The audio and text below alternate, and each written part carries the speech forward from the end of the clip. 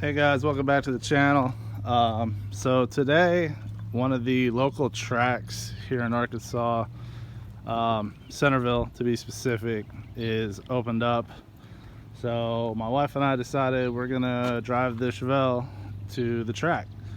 We're not gonna run it tonight, we're not gonna drag race, we're just gonna take it to the track. So before I do so, there's some stuff I need to accomplish with it. So let me show you what I'm gonna do. Sorry I flipped you there. So I'm losing coolant. I'm not leaking it anywhere other than this heater hose here. You can see this cut in it, so I'm gonna fix that. But I'm also puking coolant out of my overflow. So what I'm gonna do is, I have a bottle here, just a glass bottle with a cork top. I'm gonna probably mount it somewhere in here. Not really sure how I'm gonna do that yet. I'll probably figure it out and I'll show you guys what I end up coming up with.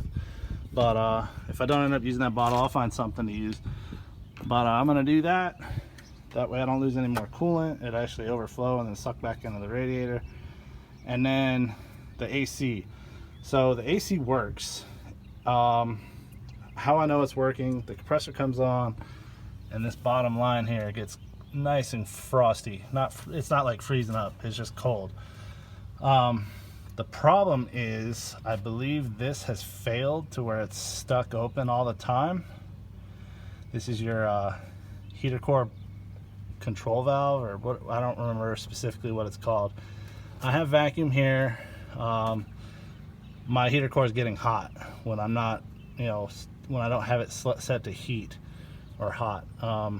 So I'm just gonna bypass this temporarily to see if that is actually the problem. So when I fix this hose, I'm just gonna cut it here, shorten it, and just loop it to the other side of the water pump. That's my plan. I know it's not like a permanent fix or anything. I just want to have nice cold air when we go to the track.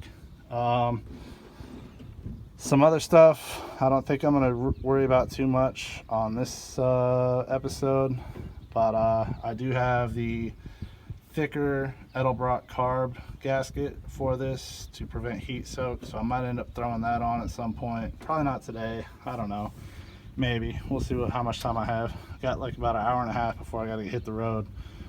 But yeah, so it's an hour and a half drive to the track. It should be a decent, smooth drive to see how it performs, for long highway driving, to see if power tour is going to be even an option for the engine that's in this car.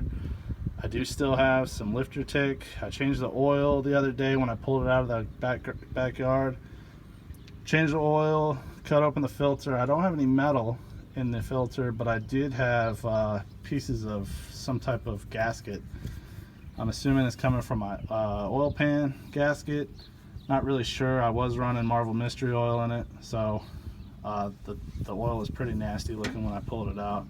Sorry I don't have it to show you, or the filter media to show you that. But I might dial the timing back a little bit to see if I'm actually getting detonation versus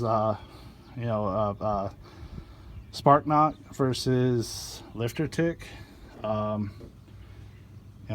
With the way I have the timing advanced set up right now, I am at, I think, 8 degrees before top dead center, advanced initial, and then so if my distributor is pulling 20 to 22 of mechanical and then 20 to 22 of vacuum, I'm going to be sitting, anywhere from 48 to 52 degrees total timing, which is a lot for this motor.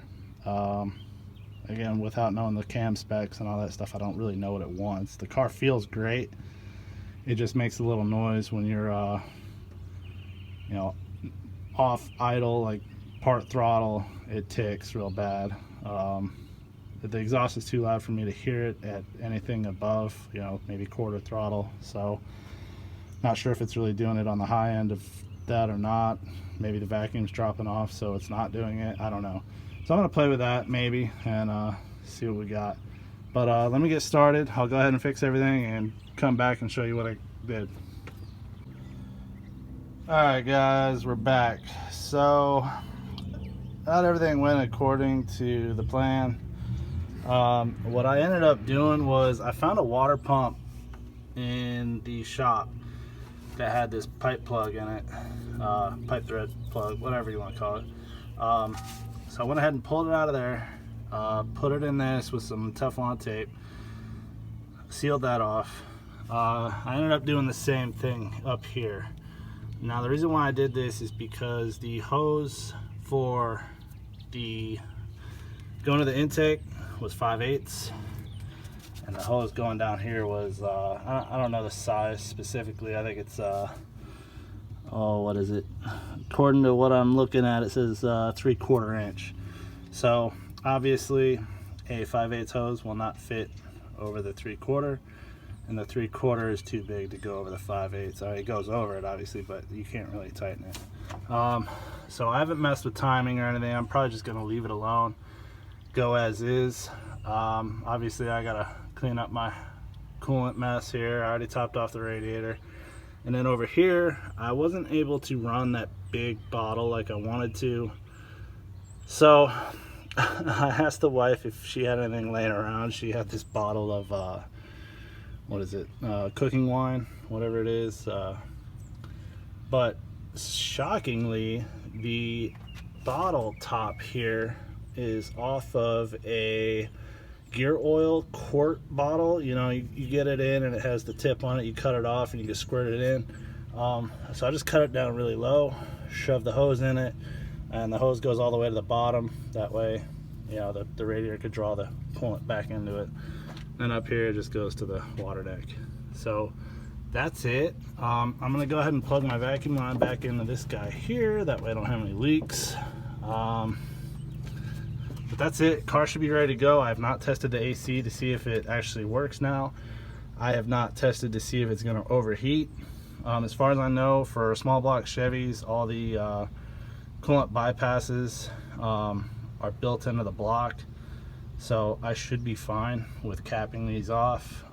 The water pump back there was off a small block Chevy, so there shouldn't be any issues. If there are, I'll report back and let you know, but I'm going to start the car up right now. I got about 30 minutes before I leave to go to the track, get cleaned up, and I'm going to head that way. So I'm going to start the car, let it sit out here and idle, make sure it's not going to overheat, and if it does, I'll let you guys know. If not, I'm just going to end the video here. Thanks for tuning in. As always, like, share, comment, subscribe, and maybe I'll get a video of the track. So see you next time.